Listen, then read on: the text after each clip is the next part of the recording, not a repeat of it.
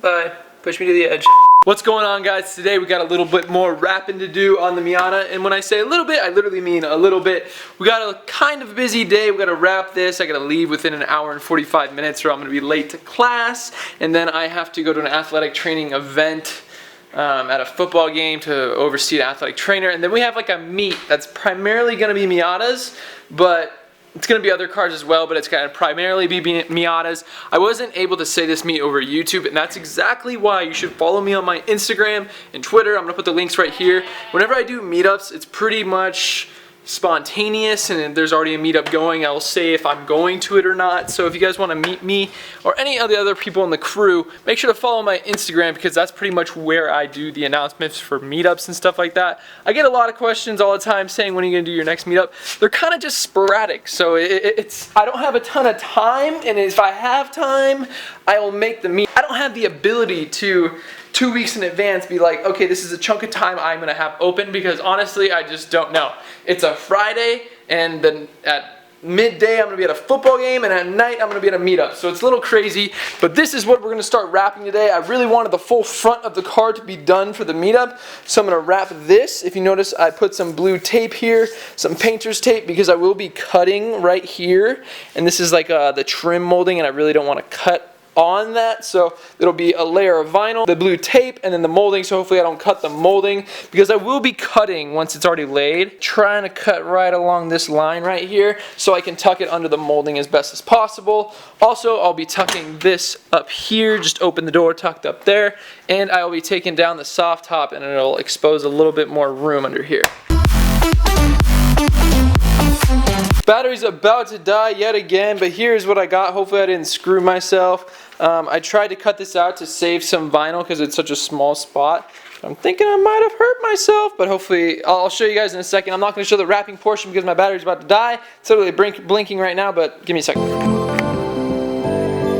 What up, guys? My name is Courtney. You are on my channel right now. Today I'm going to show you the basics of what I do when it comes to vinyl wrapping a car. We will be vinyl wrapping the trunk today. I'm going to be showing you the basic things I do and the basic tools you are going to need in order to get something done like this. Something you would want to do with vinyl wrap is most likely vinyl wrap your roof. This is very similar. It's a very flat surface. There aren't many bumps and curves, but some roofs do have a little bit of bumpage and curvage, but this tutorial should basically get you through if you needed to vinyl wrap something on your car. We're going to jump right into it, starting with exactly what you're going to need. So these are some common things you're going to see me use today. I'm going to go over exactly what each and every one is. This is a heat gun. This is like the cheapest heat gun you can possibly buy. You are going to need a heat gun. A hair dryer really won't do as well. So if you're going to wrap your entire car, I would suggest a heat gun. You might be able to get away with it if you're going to do just your roof with a hair dryer. Next thing you see here is a clay bar. This is a very dirty clay bar, but nevertheless a clay bar to clean off the surface before you wrap. This helps get all the debris off, and you'll see that. After you clay bar the surface, we're going to go over with some 70% alcohol and some paper towel. Really any brand, but 70% is the best. There's higher percentages out there, but they're more abrasive and more I guess harmful to the paint underneath, but 70% will do. I personally use a water bottle. You can get away with not using a water bottle. Something to measure how much vinyl you're going to need, and also how much you're going to have to cut off of the roll. Nice and sharp blade that is like this. Don't use a steak knife or anything else. Try to use something like this, a carpet cutter or an X-Acto knife. This helps a lot. You might not have to use this, but I'm personally going to. It's a primer. This is a 3M primer, so it's made for adhesives such as vinyl. This is probably something you won't be using, but this is knifeless tape. I don't think I'll be using this today either, but I am using it on a lot of my other parts of the car. And of course a squeegee. It helps if you have a felt edge squeegee, simply because it helps from not scratching the vinyl when you are using just a squeegee without a felt edge, but we'll go over all of that. Also, it helps to have a microfiber towel at the end to just get all the debris off completely before you actually put the vinyl wrap onto the car. I already have vinyl wrap on this surface. This is not the vinyl wrap I will be using to rewrap, but I gotta take this off first, obviously, to put on the new vinyl. So we're gonna start with taking off this old vinyl wrap. The best way to get off old vinyl wrap is to let it bake in the sun for a while, for a couple of hours, and then take it off. But if you don't have that option, let's say it's winter or something, the sun's not out, you can just use a heat gun and heat up the surfaces and then take off. It's a lot easier when the product's warm.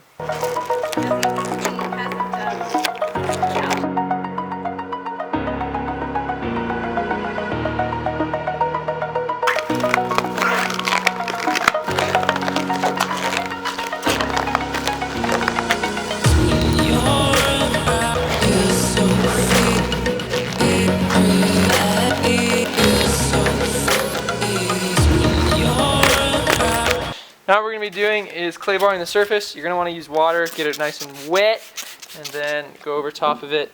Not super hard and get the clay on there, but just use the clay and get all the crap and everything off of it.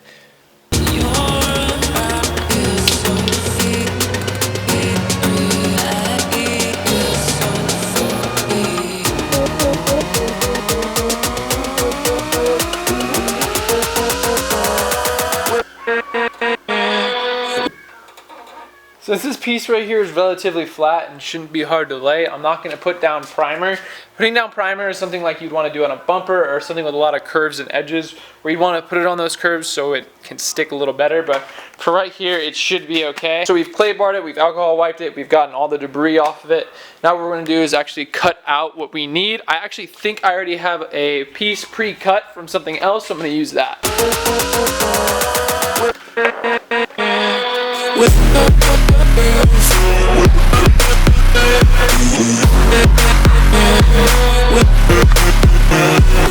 It's always best to use two people to lay the vinyl down, and also this vinyl is color shifting, so it is directional.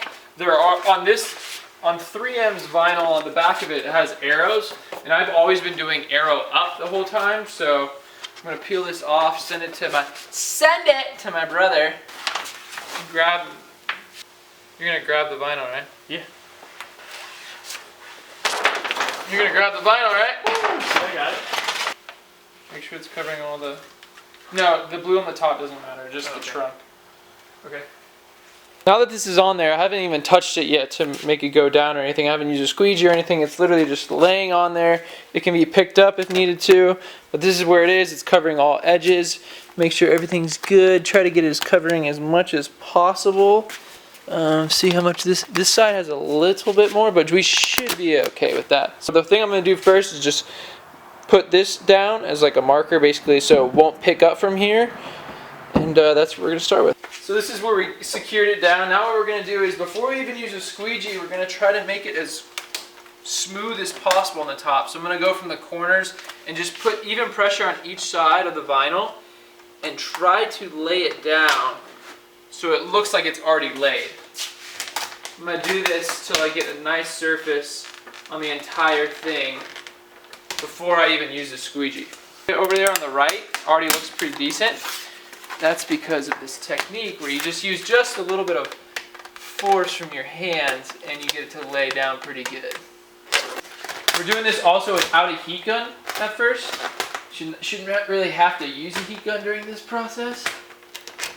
If you look, already looks pretty freaking baller.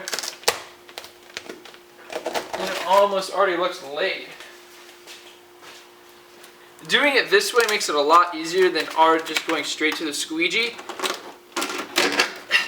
Because now I'm just going to take a squeegee. If you look at this, flat surfaces like this makes this very easy. It already looks like it's already done. But I haven't used a squeegee once yet, and the only force I've put is right here in the middle. So right now I'm going to go with the squeegee and just push all of this down. It's super easy. Stuff like this, honestly, I can just come back in there and do a better job at laying it, which I will do before I squeegee.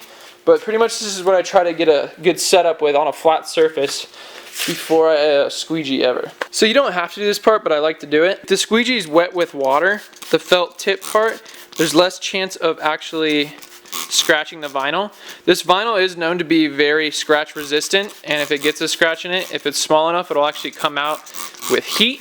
But this is just like an extra precautionary thing, so once I go and use a squeegee on the actual roll, it won't hurt. Still sipping on my 40 when the cops drove by. So I'm going to start from the middle with my squeegee, and I'm going to push down and try to get the air to go out through the channels.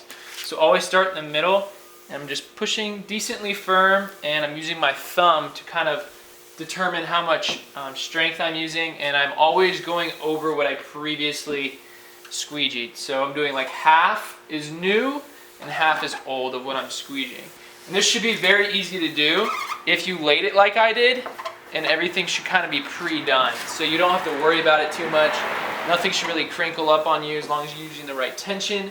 And yeah, so this will take me literally 1 minute. As long as the setup was good, this should be fine on a flat surface.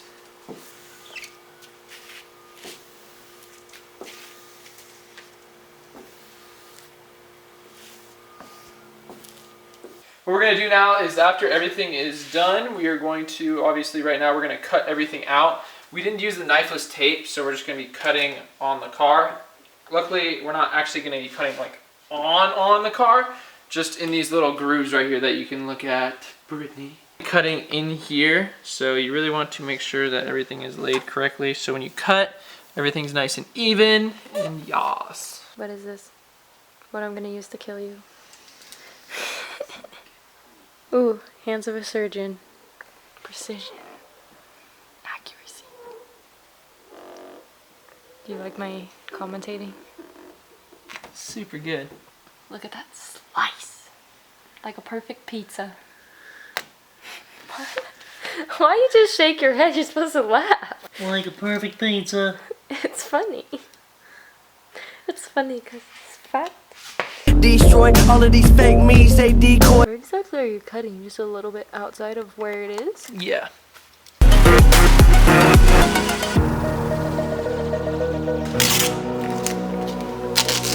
Okay. My shoulder strength gave up.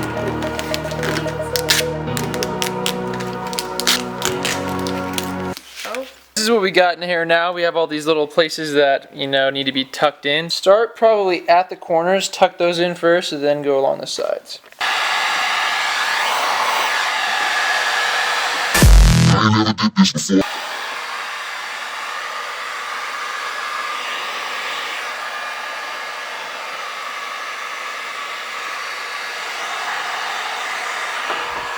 Well, okay.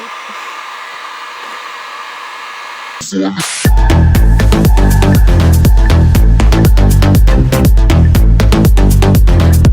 ain't never did this before, no.